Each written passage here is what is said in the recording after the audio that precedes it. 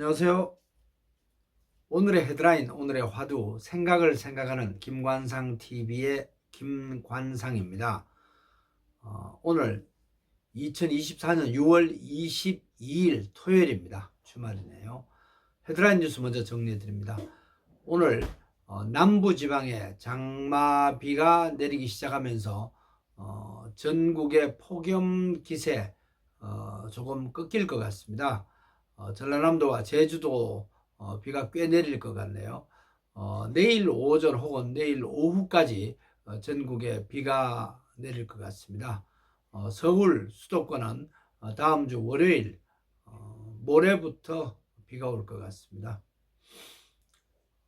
지난 월요일 17일부터 휴진에 들어갔던 서울대 교수들, 서울대 병원 교수들 투표를 했는데 73.6%가 휴진을 중단하는 게 적절하겠다, 이렇게 의사를 모았습니다. 생각들을, 의견들을. 그래서 다음 주부터 다음 주 월요일 모레부터 정상 진료에 들어갑니다. 그러나 정책 비판, 의료 정책에 대한 비판은 계속하겠다, 이런 입장입니다. 정부와 환자 단체는 환영 입장입니다. 연세대 의대, 세브란스 병원 이런 곳은 휴진 논의가 다시 이어지고 있지만은 현대 아산병원은 다음 달 4일부터 무기한 휴진에 들어갑니다. 27일부터 휴진하기로 했던 의사협회 한 발 물러서고 있습니다. 푸틴의 북한 방문, 푸틴 러시아 대통령 북한 방문, 또 북한과 러시아 정상회담 결과가 파장을 계속 일으키고 있습니다. 우리나라 외교부는 어제 주한 러시아 대사를 초치해서 유엔 상임 이사국 자격으로 유엔 결의안을 위반한 북한을 방문하고 또 북한과 러시아 관계를 강화한 것에 대해서 우리나라 외교부가 강력하게 항의했습니다. 러시아 대사는 러시아와 북한 정상회담이 한반도 평화 유지에 도움이 된다, 이렇게 주장하면서 러시아 연방에 대한 위협과 협박은 용납하지 않겠다, 이렇게 말했습니다.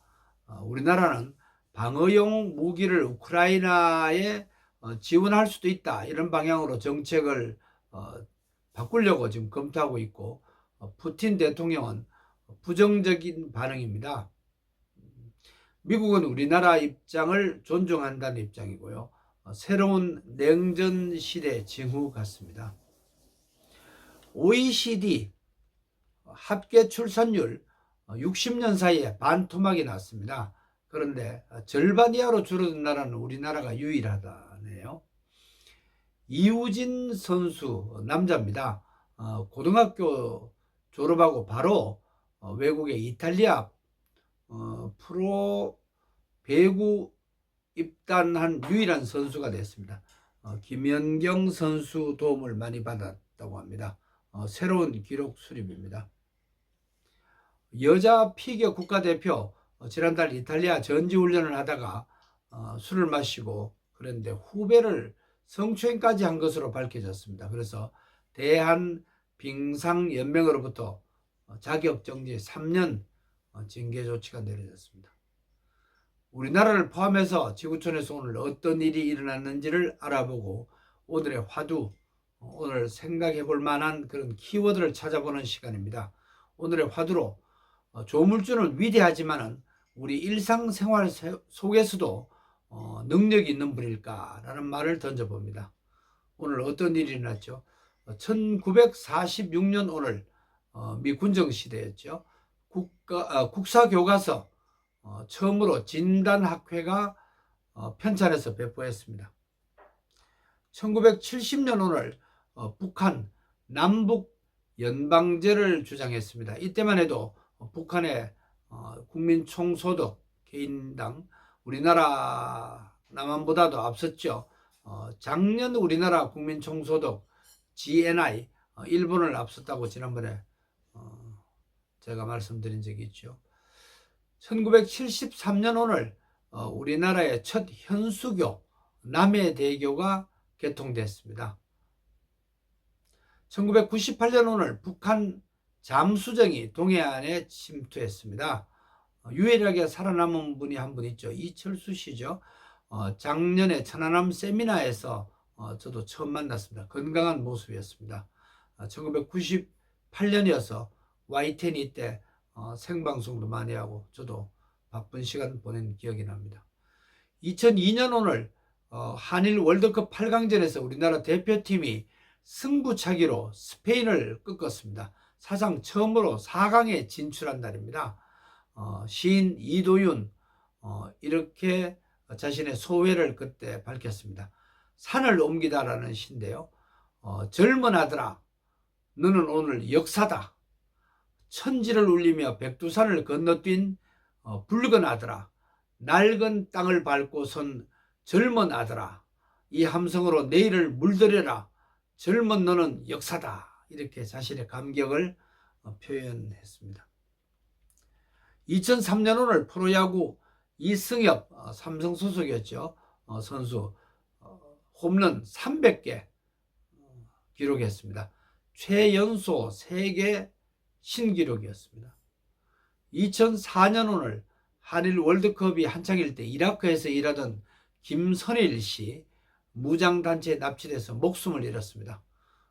노무현 대통령과 미국 대통령에게 살려달라고 영어로 말하던 텔레비전 모습이 눈에 선합니다.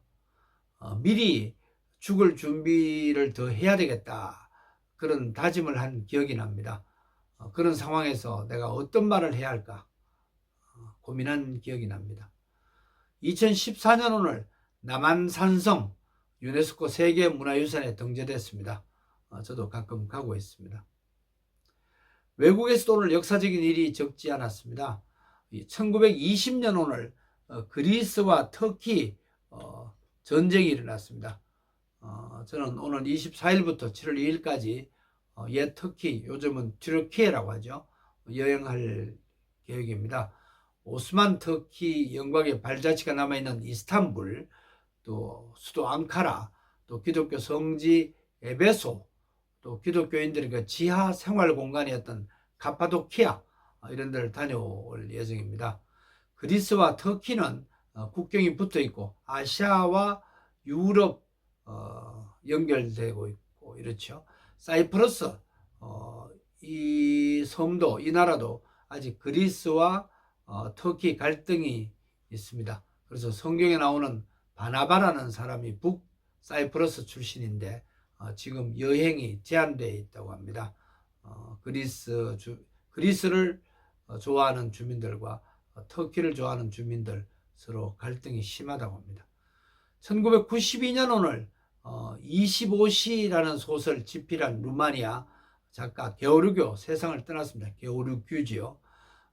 1973년에 제가 사병으로 군 생활할 때 이 책을 몇 번 읽었습니다. 전쟁의 참혹상, 또 전쟁이 어떤 의미가 있는가, 왜 싸워야 하는가, 이런 것을 생각해 본 기억이 납니다.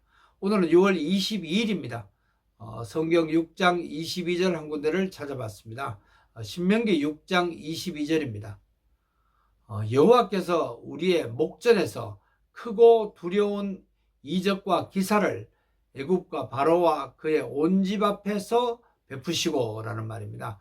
오늘의 화두로 조물주 하나님은 전능하신 분이다. 큰 기적과 이 기사를 이렇게 행하시는 분이긴 하지만은 우리의 일상생활 속에서도 우리와 인격적으로 우리의 기도를 들으시고 우리의 한탄을 들으시는 분이다. 이런 말로 오늘의 화두를 정리합니다. 큰일, 작은 일도 모두 관심을 갖는 분이십니다. 건강하시고 평안하세요. 고맙습니다.